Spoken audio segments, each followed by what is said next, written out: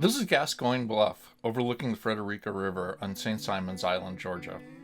It may not seem like much of an elevation to be called a bluff, but on this low-lying land surrounded by salt marsh, this is the only place abutting deep enough water for ships to come up alongside to load cargo.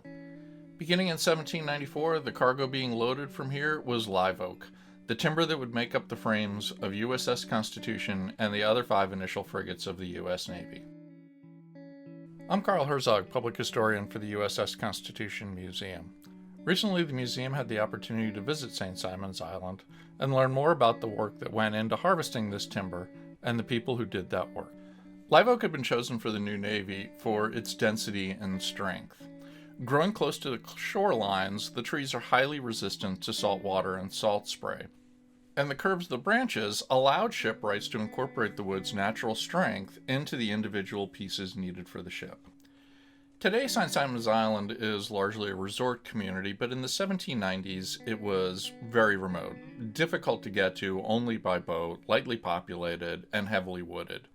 The first team of woodcutters arrived here from New England in the summertime and didn't get much of anything done for several months.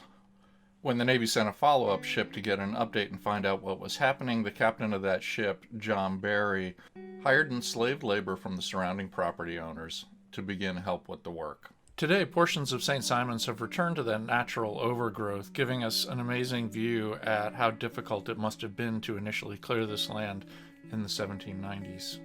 Initially, the work on St. Simon's included having to clear out the heavy brush that grew underneath all of the live oaks, as well as building a road from the north end of the island nearly 10 miles to the southwest at Gascoigne Bluff where ships could be loaded. For at least the next year and a half on St. Simon's, and for decades following on other neighboring islands, enslaved people, essentially rented out by their enslaving owners to the federal government, worked alongside hired woodcutters to harvest the timber that went into the ships of the new United States Navy.